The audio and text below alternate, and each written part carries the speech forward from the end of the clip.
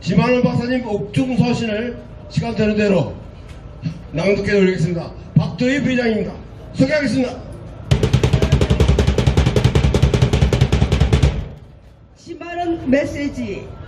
이번 주에는 5.18에 대한 나의 연구라는 제목으로 말씀드리겠습니다. 연구의 결론부터 말씀드리겠습니다. 5.18은 김일성과 김대중이 야합한 북한군의 게릴라 침략이었습니다. 1980년 당시 북한군 5군 단장이었던 삼성장군 리얼설 상장이 용병급 능력으로 훈련된 북한 특수군 600명을 이끌고 강주에 와서 진두지휘를 했습니다. 리얼설은 그 후 김정은으로부터 원수 칭호를 받고 2015년 사망했습니다. 1979년 10월 26일 박정희 대통령 서거 직후부터 북한은 수개월간에 걸쳐 10명 내외의 소단위 전투조를 축자적으로 전남 해안과 태백산맥 루트를 통해 침투시켜 무동산을 거점으로 강주에 직결시키는 한편 대형 선박이 드나들 수 있는 교두보를 설치한 후 노인들과 어린 아이들까지 데려왔습니다. 이 부분에서 자익들은 어린 아이가 무슨 특수군이냐, 여성들이 무슨 특수군이냐 이런 말들로 진실을 호도하려고 합니다. 하지만 공산당은 늘 정규전과 비정규전을 배합하여 전쟁을 했습니다.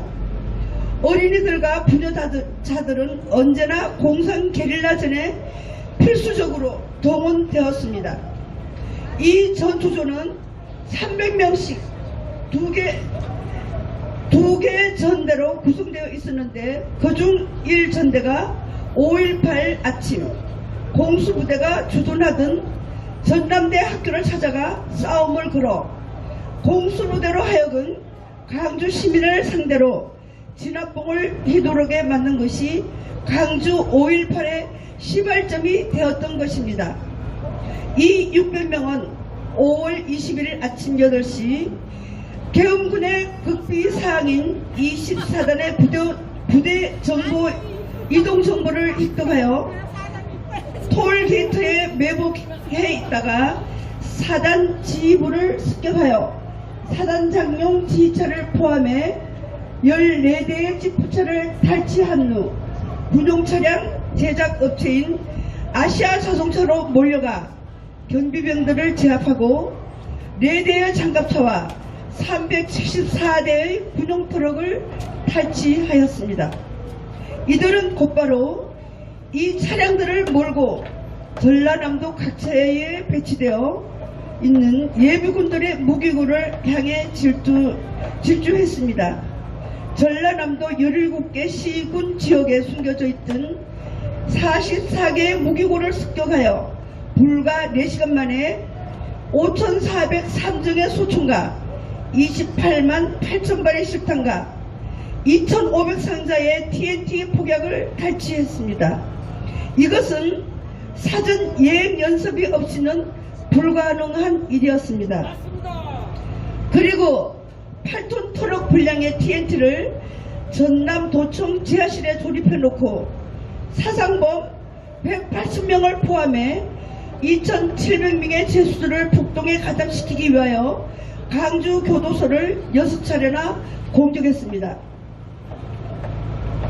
이 600명이라는 숫자는 검찰의 수사 결과 보고서에도 있고 상황 일지에도 자주 나타나고 1985년 발행된 안기부 보고서에도 있고 북한책 여러 곳에도 있고 심지어는 5.18 기념재단 공식 홈페이지 역사 기록에도 써여 있고 돌로 만들어진 강주의 비석에도 깊이 새겨져 있습니다.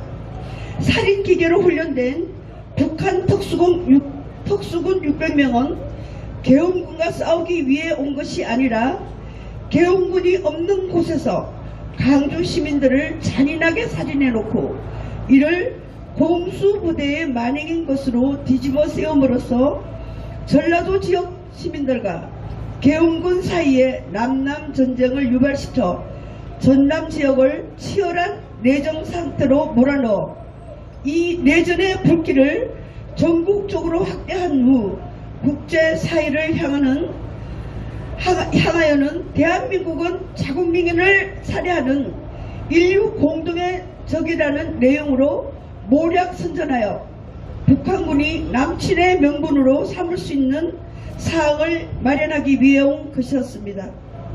특수군 600명이 최전방에서 전투적 사항을 만들고 나서 이 소요 사태를 증폭시키기 위해서는 대규모 정치 공작조가 필요했습니다. 이 민중 소요 사태를 유발시키기 위하여 당시 북한의 대남 공작 부장이었던 58세의 김중린과 그가 이끄는 또 다른 600여 명의 정치 공작조가 내려왔습니다. 남녀 노인들과 10세 전후의 꼬마들, 영화배우, 조각가, 소설가, 음악가 등 각 분야의 에리트들이 내려왔고 김일성의 사촌 여동생인 김정숙, 김정일의 여동생인 김경희와 장승택 그리고 그의 3살 난 딸 장금송 등 8명의 로얄 패밀리까지 왔습니다. 이것은 소설이 아닙니다. 명확한 증거로 남아있는 사실입니다. 다만 5.18 세력들에 의해 덮여져 있었을 따름입니다.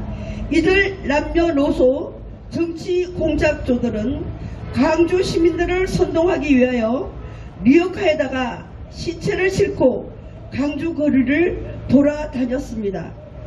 그리고 시체가 든 관들을 도청 앞에 내다 놓고 마치 그들이 광주 시민들인 것처럼 무대를 만들어 사진을 찍고 이 사진들을 독일 기자 힌츠페트를 통해 전 세계에 보냈습니다. 이로 인해 전두환은 국제사회에서도 살인마 또는 독재자로 오인받게 되었습니다. 이들은 또 남남 전쟁을 부추기기 위해서 전라도 각지에 다니면서 유언비어를 확산시켜 계엄군에 대하여 적개심을 일으키도록 모략했습니다. 위와 같은 결론을 얻게 된 연구의 방법과 과정은 다음과 같습니다. 첫째는 문헌 연구입니다. 2003년부터 2014년까지 12년 동안 18만 페이지에 달하는 문서와 서적과 자료들을 샅샅이 읽고 분석했습니다. 그 자료들은 아래와 같습니다. 1980년 국방부 검찰 수사기록 2. 1980년에서 1981년간의 1, 2, 3심 재판 기록과 판결문 3. 1995년 검찰 기록과 재판 기록 및 판결문 4. 통일부 자료 5. 북한 대남 공작부 자료 6. 5.18 유공자 증언집 광주 5.18 기념재단 발행 이와 동시에 통일부에 소장된 북한 발행 비밀 자료들을 복사하여 연구하였습니다. 그 자료들은 아래와 같습니다. 1. 주체의 기치에 따라 나아가는 남조선 인민들의 투쟁 1982년 조기일 통일사 발행 2. 강주의 분노 1985년 조선노동당 출판사 발행 3. 영화 님을 위한 교양시 4. 기록영화 강주 민중봉기 5. 기타 대남 공작구 발행책자 그리고 한국 내의 종북 세력과 이적 단체들이 발행한 서적들이 있습니다. 6. 컬러하고 5월 그날이 다시 오면 1987년 천주교 강주대교구 정의평화위원회 발행 7. 5.18 유공자들의 증언집 강주 5.18 기념재단 발행 8. 죽음을 넘어 시대의 어둠을 넘어 1985년 초판 2017년 개정판 황석영의 책은 대부분 국민들에게 5.18에 대한 대표적인 서적으로 알려져 왔지만 실은 북한에서 발행한 위 1 주체의 가치와 2 강주의 분노 두 권의 책을 엮어서 펴낸 모략 작품입니다. 위 자료들을 모두 읽고 해석하여 내는데 무려 6년이 걸렸습니다.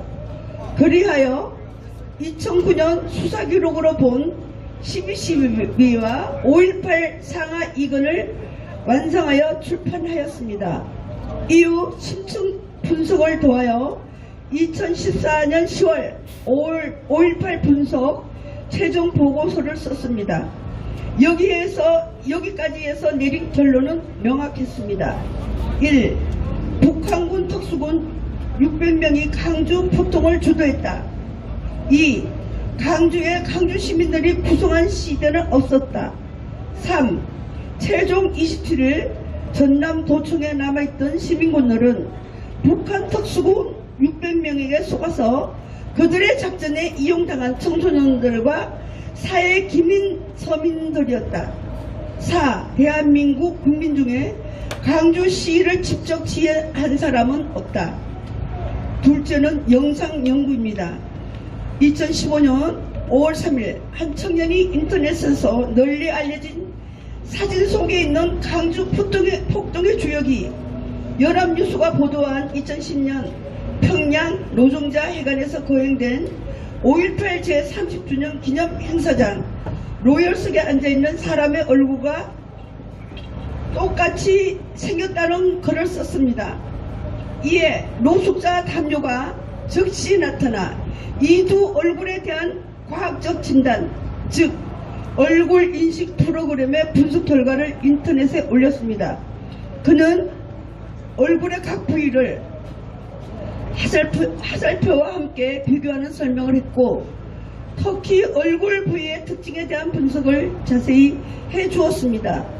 이 분석 내용을 접한 수많은 네티즌들이 감탄을 했고 흥분한 네티즌들은 강주 현장 사진들을 찾아내서 이 얼굴이 북한 인물 사진에 누구와 닮았다며 노숙자 담요에게 분석을 의뢰하기 시작했습니다.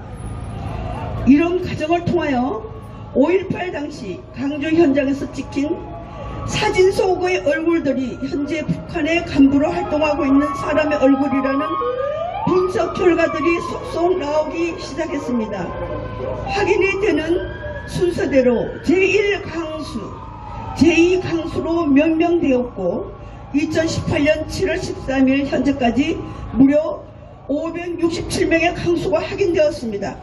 강수란 5.18 때 강주에서 참전하였다가 작전을 마치고 북한으로 귀환하여 영웅이 된 사람을 의미합니다. 5.18 당시 북한은 모든 TV 프로그램을 중단하고 24시간 내내 강주 사태를 실황 중계했습니다.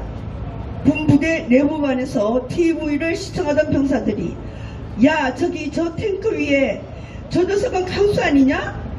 저놈이 어떻게 강주에 가서 저렇게 활약을 하고 있나? 하고 박수를 치면서도 부러워했다고 합니다. 실제로 그 강수는 제3강수로서 본명이 김강수였습니다. 이 이야기는 탈북자들이 2009년에 발행한 수기지 화려한 사기극의 실체 5.18에 소개되었으며 이로부터 강수는 5.18 네티즌들의 유행어가 되었습니다.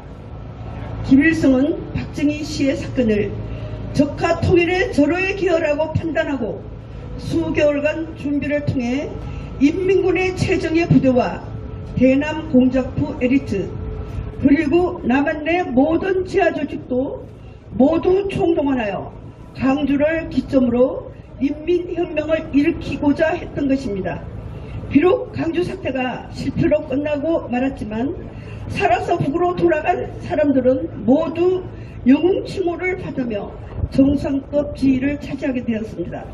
강주 현장 사진 한 장에 있는 29명의 얼굴이 최근 김정인과 함께 찍은 인민군 장군단에 모두 다 들어 있기도 했습니다.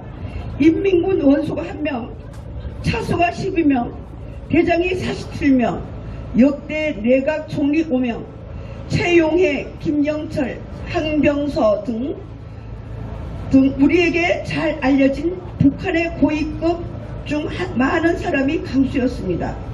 항장혁과 김덕홍, 그리고 강명도, 조명철을 위시한 탈북자 60명도 강수로 판독되었습니다.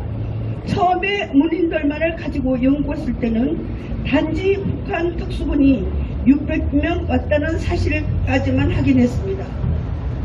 그런데 노숙자 담요의 영상 분석 결과 김일성이 인민군 특수군 600명만 보낸 것이 아니라 또 다른 별도의 600명 정도의 정치 공작조를 내려보냈다는 사실을 알게 되었습니다. 그리고 현장 사진들을 분석한 결과 어떤 사람이 와서 무슨 작전을 벌이고 갔다는 것을 알아낼 수 있었습니다. 24단 지프차를 몰고 가는 사진, 장갑차를 유도하는 사진, TNT를 조립하는 사진, 도청을 배타적으로 점령하고 있는 사진, 시체 장사를 하는 사진 등으로부터 그들이 무슨 작전을 했는지 충분히 해석할 수 있었습니다. 수백에 이르는 현장 사진들은 주로 노숙자 담요에 의해 발굴되었고 그 사진들은 우리에게 두 가지 의미를 선사했습니다. 하나는 사진으로부터 당시의 작전 사항을 읽을 수 있게 했고 다른 하나는 현장 사진 속 얼굴이 북한의 누구라는 사실을 분석할 수 있게 해 주었습니다. 이는 5.18 연구를 완전에 가깝게 완성할 수 있게 해준 하늘의 뜻인 것으로 했습니다. 24년 1월 20일 지만은 감사합니다.